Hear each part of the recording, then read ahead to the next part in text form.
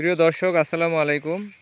আজকে আমি আছি আমাদের এই দ্বীপ জেলা ভোলার তজুবুদ্দিন উপজেলায় আমাদের পার্টনার প্রকল্পের আওতায় বিরিধান 103 এর কমিউনিটি বীজ উৎপাদনের একটি প্রদর্শনী মাঠে।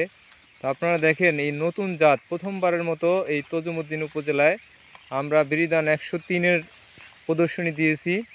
তো আমাদের কৃষক এই ধান চমৎকারভাবে চাষ করেছেন লাইন লোগো পার্চিং পদ্ধতিতে, এবং ধানের যে ফলন দেখা যাচ্ছে, তো আশা করা যায় এই জাতটা আমাদের এই অঞ্চলে ব্যাপক জনপ্রিয় হবে। তো চমৎকার ধান আপনারা দেখতে পাচ্ছেন, ধানের ছড়াগুলো বেশ বড় বড় এবং চিকন ধান এই ধানটা।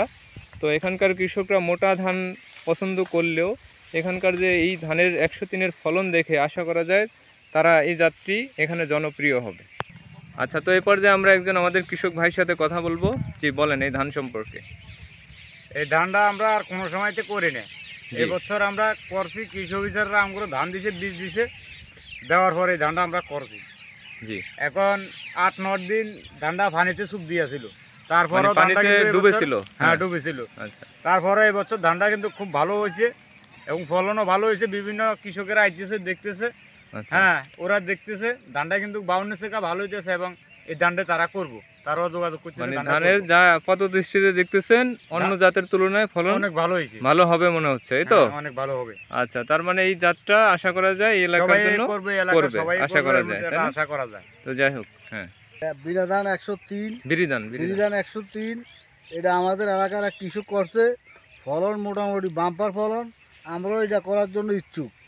মানে কেমন মনে হয়েছে ধানের ফলন? হ্যাঁ, ধান খুব ভালো, সুন্দর। এই অল্প দিনে ভালো ধান, এবং এই ধান নতুন জাত আইছে। আমরা এখন করার জন্য এই ধান খুব পাগল।